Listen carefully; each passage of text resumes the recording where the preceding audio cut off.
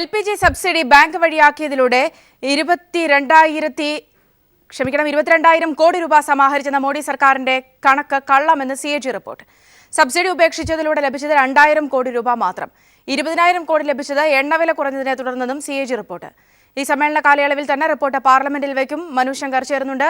മനു, വരും ദിവസങ്ങളിൽ പാർലമെന്റിൽ വരും മണിക്കൂറുകളിൽ തന്നെ ഒരുപക്ഷെ വലിയ വിവാദമായേക്കാവുന്ന തരത്തിലുള്ളതാണ് ഇത്.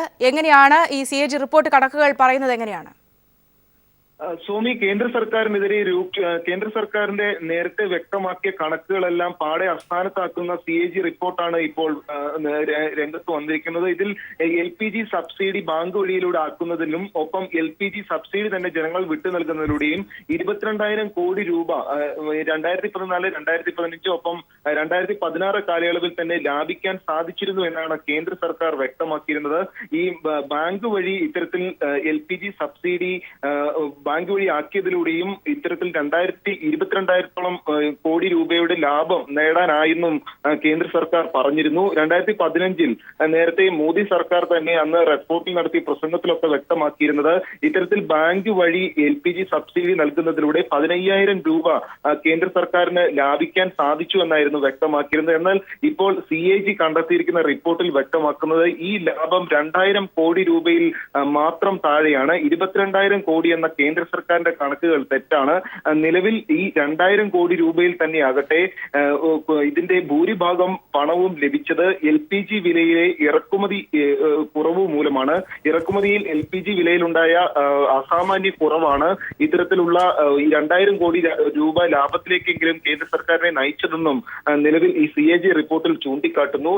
നേരത്തെ തന്നെ കേന്ദ്ര സർക്കാർ വ്യക്തമാക്കിയിരുന്നത് നേരിട്ട് ബാങ്ക് വഴി LPG സബ്സിഡി നടപ്പാക്കുന്നതിനാൽ വൻ ലാഭം കേന്ദ്ര സർക്കാരിന് ഉണ്ടാക്കാൻ സാധിക്കുന്നുവെന്നും രാജ്യത്ത് തന്നെ ഇത്തരത്തിലുള്ള കരി മാർക്കറ്റുകൾ മറ്റും ഒഴിവാക്കുന്നതിലേക്ക് കാര്യങ്ങൾ നയിക്കുന്നുവെന്നും മറ്റുമായിരുന്നു കേന്ദ്ര സർക്കാർ അവകാശപ്പെട്ടിരുന്നത്. എന്നാൽ ഈ നേരിട്ട് ബാങ്ക് വഴി LPG സബ്സിഡി ആക്കുമ്പോൾ പോലും വ്യക്തമായ സാങ്കേതിക പ്രശ്നങ്ങൾ നിലനിന്നിരുന്നുവെന്നും CAG കണ്ടെത്തിയിട്ടുണ്ട്. ഇതിൽ തന്നെ ഈ റിപ്പോർട്ടിൽ ചൂണ്ടിക്കാട്ടുന്നത് ഗാർഹിക സബ്സിഡി എന്ന നിരക്കിൽ നൽകിയിരുന്ന സബ്സിഡികളാകട്ടെ വാണിജ്യ കാര്യങ്ങൾക്ക് വേണ്ടിയുള്ള LPG സബ്സിഡി രൂപത്തിലേക്കൊക്കെ പോയിരുന്നു എന്നും കൂടി CAG റിപ്പോർട്ടിൽ ഒരു വിമർശനം കേന്ദ്ര സർക്കാരിനെതിരെ ഉന്നയിച്ചിട്ടുണ്ട്. വലിയ രീതിയിൽ സാങ്കേതികമായി തന്നെ ഈ പദ്ധതി ബാങ്ക് വഴി നടപ്പാക്കുന്നതിലും പ്രശ്നങ്ങൾ ഉണ്ടായിരുന്നു എന്നാണ് CAG റിപ്പോർട്ട് ചൂണ്ടിക്കാട്ടുന്നത്.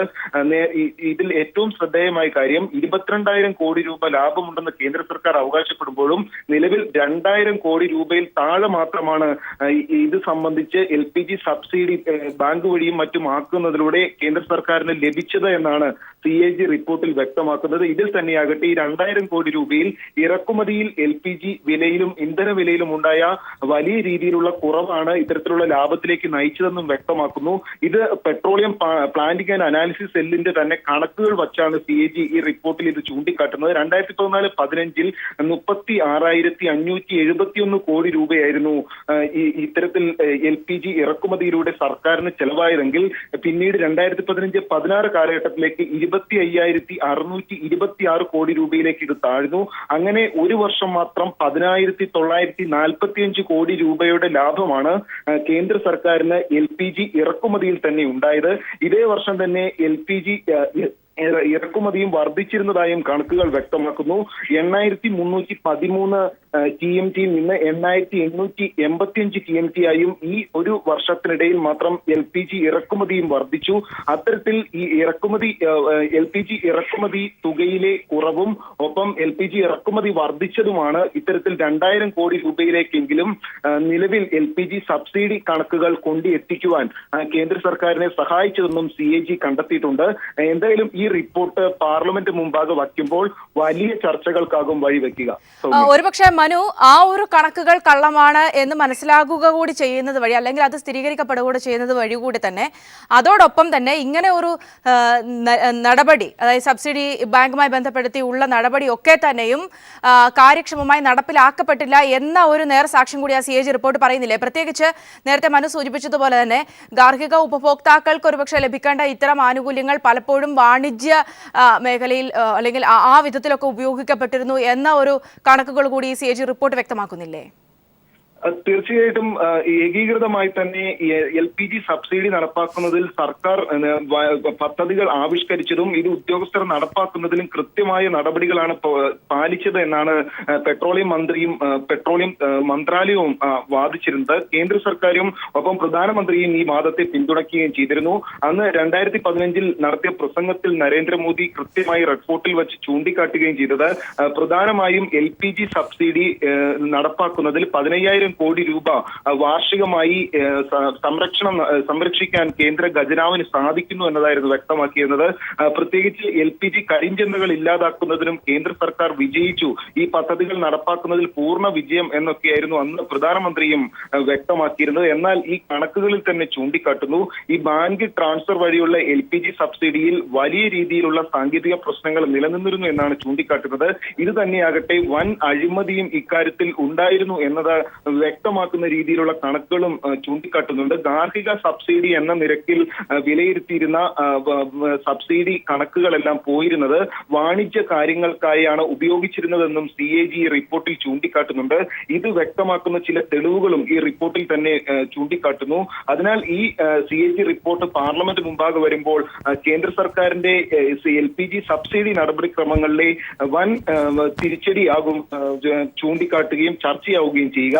അതോടൊപ്പം ശ്രദ്ധേയമായ മറ്റൊരു കാര്യം, ഈ 22,000 കോടി രൂപ LPG സബ്സിഡി ബാങ്ക് വഴി നടപ്പാക്കിയതിലൂടെ ലാഭമായി കൈവരിക്കാൻ സാധിച്ചു എന്ന് അവകാശപ്പെടുമ്പോഴും നിലവിൽ LPG ഇറക്കുമതിയിലും ഒപ്പം രാജ്യാന്തര എണ്ണ വിലയിലെ കുറവാണ് ഇത്തരത്തിൽ 2,000 കോടി രൂപയിലേക്കെങ്കിലും കേന്ദ്ര സർക്കാരിന് ഖജനാവിനെ എത്തിക്കാൻ സാധിച്ചത് എന്നതാണ് വ്യക്തമാക്കുന്നത്. ഇതിൽ തന്നെ നിലവിൽ 36,571 കോടി രൂപയൊക്കെ ഉണ്ടായിരുന്നത് 25,626 കോടി രൂപയിലേക്കാണ് അന്ന് LPG ഇറക്കുമതി തുകയിൽ മാത്രം വകയിരുത്തിയിരുന്ന തുക കുറഞ്ഞത്. അതിനാൽ ഒരു പ്രതിവർഷം തന്നെ 10,945 കോടി രൂപയുടെ ലാഭം മാത്രം LPG ഇറക്കുമതിയിൽ കേന്ദ്ര സർക്കാരിന് ഉണ്ടാവുകയും ചെയ്തു. ഈ കണക്കുകൾ മുൻനിർത്തിയാണ് നിലവിൽ LPG സബ്സിഡി പദ്ധതി വൻ ലാഭമെന്ന് കേന്ദ്ര സർക്കാർ അവകാശപ്പെട്ടതെന്നാണ് CAG റിപ്പോർട്ടിൽ വ്യക്തമാക്കുന്നത്. അതിനാൽ കേന്ദ്ര സർക്കാരിന്റെ ഈ പദ്ധതി നടപ്പാക്കുന്നതിലെ അപാകതകൾ കൃത്യമായി ചൂണ്ടിക്കാട്ടുന്നതാണ് ഈ CAG റിപ്പോർട്ട്. അതിനെ ഇപ്പോൾ പ്രത്യേകിച്ച് മനു, ഇനിയിപ്പോൾ ഇത് പാർലമെന്റിൽ വലിയൊരു വിഷയമായി തന്നെ വരും. എങ്ങനെയാണ് BJP അല്ലെങ്കിൽ പൊതുവിൽ കേന്ദ്രം ഈ വിഷയത്തെ നേരിടുന്നത്? ഏതെങ്കിലും ദേശീയ നേതാക്കൾ ഇതുമായി ബന്ധപ്പെട്ട് അല്ലെങ്കിൽ പൊതുവിൽ ഇതുമായി ബന്ധപ്പെട്ട് അവരുടെ ന്യായീകരണമൊക്കെ എങ്ങനെയാകും? നിലവിൽ എന്തായാലും ഇത് ന്യായീകരിക്കുന്ന പ്രസ്താവനകൾ ഇതിനെതിരെ ഉയർത്താൻ തന്നെയാണ് കേന്ദ്ര സർക്കാർ സാധ്യത. നിലവിൽ ധർമ്മേന്ദ്ര പ്രധാൻ അടക്കം വ്യക്തമാക്കിയത് നിലവിൽ 15,000 കോടി രൂപ പ്രതിവർഷം കേന്ദ്ര സർക്കാർ അധികാരത്തിലെത്തിയ ശേഷം LPG സബ്സിഡിയിൽ മാത്രം ലാഭിക്കാൻ സാധിച്ചിരുന്നു എന്നാണ് വ്യക്തമാക്കിയിരുന്നത്. 2013-14 കാലയളവിൽ നഷ്ടത്തിൽ മാത്രമായിരുന്ന LPG സബ്സിഡി പദ്ധതി ഒപ്പം LPG കരിഞ്ചന്ത എന്നിവ ഇല്ലാതാക്കുവാൻ 2014-15 കാലഘട്ടത്തിൽ മാത്രം സാധിച്ചിരുന്നു എന്നാണ് കേന്ദ്ര സർക്കാർ അവകാശപ്പെട്ടിരുന്നത്. ഇതിനായി LPG സബ്സിഡി ബാങ്ക് വഴി ആക്കുന്നതിലൂടെയും LPG സബ്സിഡി അനർഹരായവർ വിട്ടു നൽകുന്നതിലൂടെയും 15,000 കോടി രൂപ പ്രതിവർഷം തന്നെ ലാഭിക്കാൻ സാധിച്ചിരുന്നു എന്ന കണക്കുകൾ വ്യക്തമാക്കി. തിരികെ എത്താം. ഇപ്പോൾ BJP നേതാവ് ശ്രീ ജോർജ് കുര്യൻ നമ്മോടൊപ്പം ടെലിഫോൺ ലൈൻ ചേരുന്നുണ്ട്. ശ്രീ ജോർജ് കുര്യൻ, ഒരുപക്ഷെ വലിയൊരു പ്രതീക്ഷയുടെ കണക്കുകളായിരുന്നു ആദ്യം മുതൽക്ക് തന്നെ മോദി സർക്കാർ ഇതുമായി ബന്ധപ്പെടുത്തി ജനങ്ങൾക്ക് മുന്നിൽ അവതരിപ്പിച്ചിരുന്നത്. പിന്നീട് ആ കണക്കുകൾ ആ വിധത്തിൽ പെരുപ്പിച്ച് കാണിക്കുന്ന അവസ്ഥയും ഉണ്ടായി. അതായത് LPG സബ്സിഡി ബാങ്ക് വഴിയാക്കിയതിലൂടെ 22,000 കോടി രൂപ സമാഹരിച്ചു എന്നായിരുന്നു മോദി സർക്കാരിന്റെ അവകാശവാദം. എന്നാൽ CAG റിപ്പോർട്ട് തന്നെയാണ് കൃത്യമായി ഈ കണക്കുകൾ തെറ്റാണ് എന്ന് വ്യക്തമാക്കുന്നത്. നിലവിൽ 2,000 കോടി മാത്രമാണ് ഈ വിധത്തിൽ ശേഖരിക്കാനായിട്ടുള്ളത്. അതും LPGയുടെ ഇറക്കുമതി തുക കുറഞ്ഞതിന്റെ പശ്ചാത്തലത്തിൽ ആ വിധത്തിൽ ഇറക്കുമതി കൂടിയതിലൂടെ സംഭരിച്ച തുകയാണ് ഈ 2,000 കോടി എന്നുമാണ് വ്യക്തമാക്കുന്നത്. ശ്രീ ജോർജ് കുര്യൻ, അല്ല, ഈ വാർത്തയിൽ എന്തോ ഒരു കുഴപ്പമുണ്ട്. കാരണം ഈ പറയുന്ന കാര്യമല്ലല്ലോ ഗവൺമെന്റ് പറഞ്ഞത്. ജനങ്ങൾ സ്വയം സബ്സിഡി ഉപേക്ഷിച്ചതിലൂടെ കിട്ടിയ പണം കൂടെയാണല്ലോ 15,000 കോടി എന്ന് പറഞ്ഞത്. അതിനെപ്പറ്റി പറയാതെ ഇത് ബാങ്ക് വഴി മുഖേന കൊടുത്തതിന് 15,000 കോടി രൂപ കിട്ടിയെന്ന് സർക്കാർ പറഞ്ഞു. അപ്പൊ വാർത്തയുടെ എവിടെയോ ചില മിസ്സിങ്ങുകളുണ്ട്. കാരണം ഞാൻ ഉൾപ്പെടെ അല്ല ശ്രീ ജോർജ്, രണ്ട് കാര്യങ്ങളാണ് അവിടെ ഉണ്ടായിരുന്നത്. ഒന്ന്, ജനങ്ങൾ സബ്സിഡി ഒഴിവാക്കുക, സ്വമേധയാ മുന്നിലേക്ക് വരിക. രണ്ട്, ബാങ്ക് വഴിയാക്കുന്നത് കൂടി. രണ്ടും കൂടി ചേർത്തിട്ടാണ് സർക്കാർ ആ വിധത്തിൽ പറഞ്ഞിരുന്നത് എന്നാണ് മനസ്സിലാക്കാൻ കഴിയുന്നത്. ഇപ്പൊ അങ്ങനെയാകുമ്പം ബാങ്ക് മുഖേന വന്നതിൽ 2000 കോടി മാത്രമേ കാണുള്ളൂ. ലക്ഷക്കണക്കിന് ആൾക്കാർ LPG സബ്സിഡി സ്വയം ഉപേക്ഷിച്ചിട്ടുണ്ടല്ലോ, അതിവിടെ പറയുന്നില്ല. അപ്പൊ അതുകൊണ്ട് എനിക്ക് അതിന്റെ അകത്ത് എന്തോ ഒരു അവ്യക്തതയുണ്ട് ഈ വാർത്തയില്. ശ്രീ ജോർജ് കുര്യൻ ദയവായി തുടരുക, അതിലൊരു ക്ലാരിറ്റി വരുത്തുകയും കൂടി ചെയ്യാം. ഇപ്പോൾ ശ്രീ MP രാജേഷ് MP കൂടി നമ്മോടൊപ്പം ടെലിഫോൺ ലൈൻ ചേരുന്നുണ്ട്. ശ്രീ MP രാജേഷ്, ഈ സബ്സിഡി ബാങ്ക് വഴി ആക്കിയതിലൂടെ 22,000 കോടി രൂപ സമാഹരിച്ചു എന്നതായിരുന്നു വാർത്തകൾ. എന്നാൽ ആ വിധത്തിലല്ല, 2,000 കോടിയാണ്. അതും LPGയുടെ ഇറക്കുമതി കൂടി, എന്നാൽ ഇറക്കുമതി തുക കുറയുകയും ചെയ്തു. അതിലൂടെയാണ് ഈ 2,000 കോടി കിട്ടിയിട്ടുള്ളതെന്നും CAG റിപ്പോർട്ടിൽ പറയുന്നു. അവിടെ ശ്രീ ജോർജ് കുര്യൻ ആദ്യം തന്നെ സൂചിപ്പിക്കുന്ന ഒരു സംശയം, പലരും സബ്സിഡി വേണ്ട എന്ന് വെച്ചിട്ടുണ്ട്, അതിന്റെ ലാഭമായിരിക്കും ഈ മോഡി സർക്കാർ പറഞ്ഞ ഈ 22,000 കോടിയുടെ കണക്ക് എന്നാണ്. ശ്രീ MP രാജേഷ്, ഒന്നാമത് ഇത് വാർത്തയല്ല. ശ്രീ ജോർജ് കുര്യൻ തെറ്റിദ്ധരിച്ചിട്ടുള്ളത് ഇത് ഹിന്ദുവിന്റെ വാർത്തയാണ് എന്നാണ്. ഇത് CAG റിപ്പോർട്ടാണ്, പാർലമെന്റിൽ അവതരിപ്പിച്ച CAG റിപ്പോർട്ടാണ്. ആ CAG റിപ്പോർട്ടിനെ കോട്ട് ചെയ്തുകൊണ്ട് ഹിന്ദു എന്ന് വാർത്ത കൊടുത്തിട്ടുണ്ടെന്നേ ഉള്ളൂ. അപ്പൊ അതിന്റെ ആധികാരികതയെ ചോദ്യം ചെയ്യാൻ പറ്റില്ല. വാർത്ത വളച്ചൊടിച്ചതാണ് എന്നൊക്കെ സാധാരണ പറയുന്നത് പോലെ ഇത്തരത്തിൽ പറയാൻ പറ്റില്ല. കാരണം CAG കണ്ടെത്തിയതാണ്. CAG സർക്കാരിന്റെ ഈ അവകാശവാദം തെറ്റാണ് എന്ന് CAG തന്നെ കണ്ടെത്തിയിരിക്കുകയാണ്.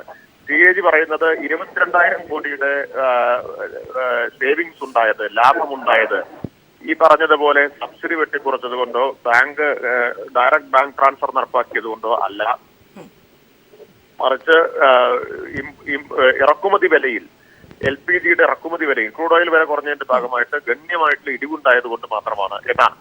അപ്പൊ സർക്കാർ യഥാർത്ഥത്തിൽ ഇറക്കുമതി വിലയിൽ ഉണ്ടായിട്ടുള്ള ഇടിവ് യഥാർത്ഥത്തിൽ ട്രാൻസ്ഫർ ചെയ്തില്ല എന്ന് മാത്രമല്ല, അതിന്റെ ഫലമായി ഉണ്ടായിട്ടുള്ള ഇളവിനെ സബ്സിഡി തങ്ങൾ വെട്ടിക്കുറച്ചത് കൊണ്ടോ അല്ലെങ്കിൽ സബ്സിഡി ഉപേക്ഷിക്കാൻ അഭ്യർത്ഥിച്ചത് കൊണ്ടുണ്ടായ കുറവാണ് എന്ന് തെറ്റായിട്ട് അവകാശപ്പെടുകയാണ്. ഈ സർക്കാരിന്റെ ഒരു പൊതു സ്വഭാവത്തെയാണ്, സത്യസന്ധതയില്ലാത്ത, സുതാര്യതയില്ലാത്ത, തെറ്റായ, കളവായ അവകാശവാദങ്ങൾ ഉന്നയിച്ചുകൊണ്ടിരിക്കുന്ന ഈ പൊതു സ്വഭാവത്തെ ഇപ്പൊ CAG ഭരണഘടനാ സ്ഥാപനമായ CAG തുറന്നു കാണിക്കുകയാണ്.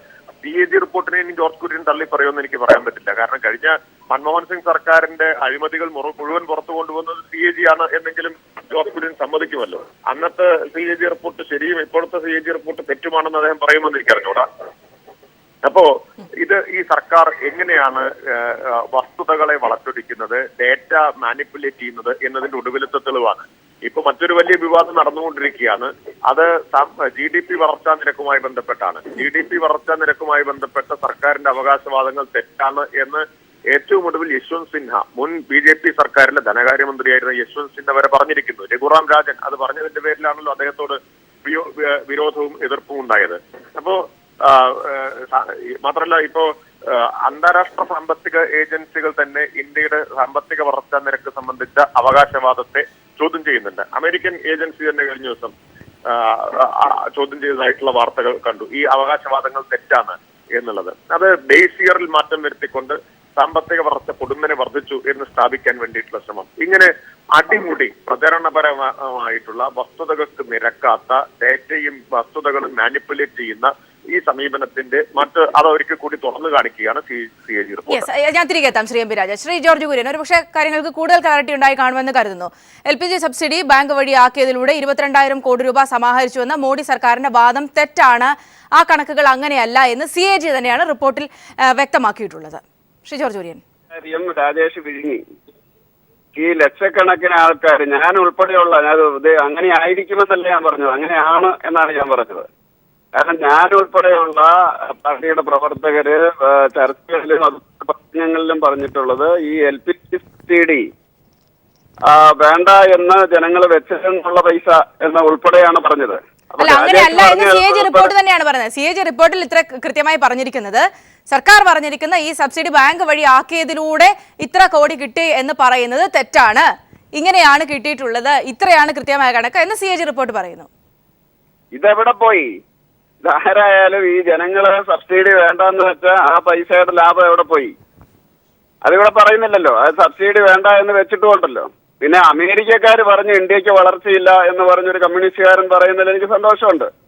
ലോകത്ത് ഏതെങ്കിലും രാജ്യത്ത് വളർച്ചയുണ്ടെങ്കിൽ അതില്ല എന്നാണ് അമേരിക്ക പറയുന്നത്. ഇത്രയും നാളും 2012 വരെയും ചൈനയിൽ ഒരു വളർച്ചയില്ലെന്നാണ് പറഞ്ഞുകൊണ്ടിരുന്നത്. ഇവിടെ ശ്രീ ജോർജ് കുര്യൻ, പ്രധാന വിഷയം ഇതാണ്. അതായത് ഈ 22,000 കോടി ഇങ്ങനെ സംഭരിച്ചു എന്നത് നമുക്കറിയാം. ഗാർഹിക ഉപഭോക്താക്കളുടെ അവർക്കുള്ള ഈ ഒരു ആനുകൂല്യം കൂടി വാണിജ്യ ഉപഭോക്താക്കൾ അല്ലെങ്കിൽ ആ വിധത്തിൽ ഉപയോഗിക്കപ്പെടുന്നു, കാര്യക്ഷമമായി നടപ്പിലാക്കുന്നില്ല. ഇങ്ങനെ നിരവധിയായ ആരോപണങ്ങൾ കൂടിയുണ്ട്.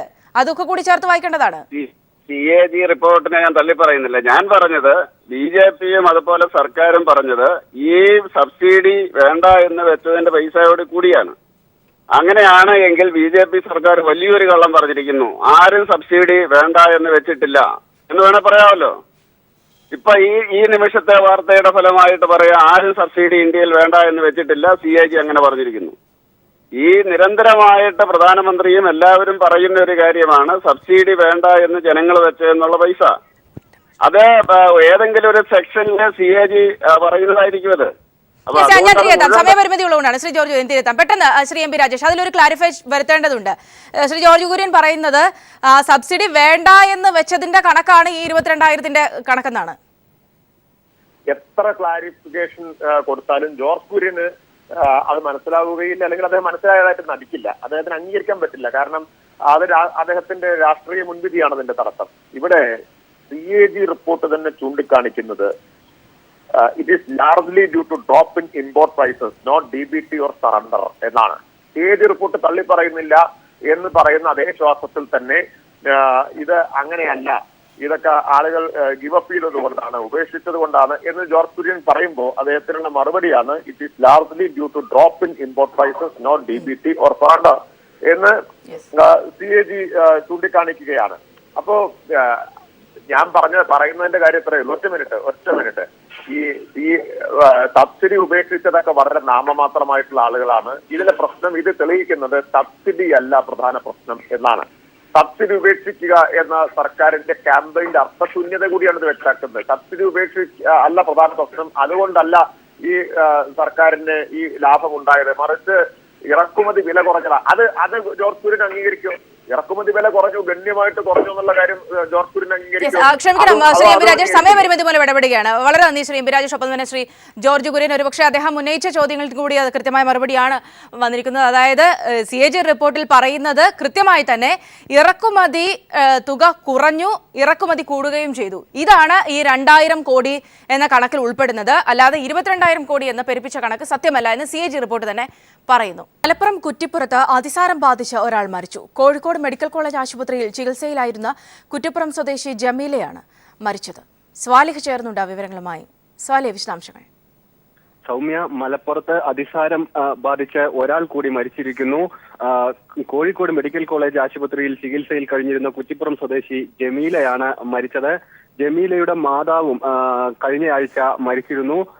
ഒരു ഹോട്ടലിൽ നിന്ന് ഭക്ഷണം കഴിച്ചവർക്കാണ്, ഒരു കുടുംബത്തിലെ 4 പേർക്കാണ് ആദ്യമായി അതിസാരം റിപ്പോർട്ട് ചെയ്തത്. ഇതേ തുടർന്ന് 2 പേർ കൂടി ഇപ്പോഴും ആശുപത്രിയിലുണ്ട്. ഇവരുടെ വൃക്കയുടെ പ്രവർത്തനം തകരാറിലായിട്ടുണ്ട് എന്നാണ് നമുക്ക് ലഭിക്കുന്ന വിവരങ്ങൾ. പ്രദേശത്ത് 10ഓളം പേർക്ക് അതിസാരം സ്ഥിരീകരിച്ചിട്ടുണ്ട്. ഒരാൾ കോളറ മൂലവും മരിച്ചിരുന്നു. ഇതേ തുടർന്ന് ആരോഗ്യ വകുപ്പിന്റെ പരിശോധനകളെല്ലാം ഇപ്പോഴും മലപ്പുറത്ത് തുടരുകയാണ്. ഹോട്ടലുകളിലും മറ്റുമുള്ള ഭക്ഷണ പദാർത്ഥങ്ങളെല്ലാം ഭക്ഷ്യസുരക്ഷാ ഉദ്യോഗസ്ഥരും മറ്റും പരിശോധിച്ചുകൊണ്ടിരിക്കുന്നുണ്ട്. ആരോഗ്യ വകുപ്പും ഇത് തടയാനുള്ള പ്രതിരോധ പ്രവർത്തനങ്ങൾ ഊർജിതമാക്കിയിട്ടുണ്ട്. സൗമ്യ, സ്വാലിഹാണ് വിവരങ്ങൾ നൽകിയത്.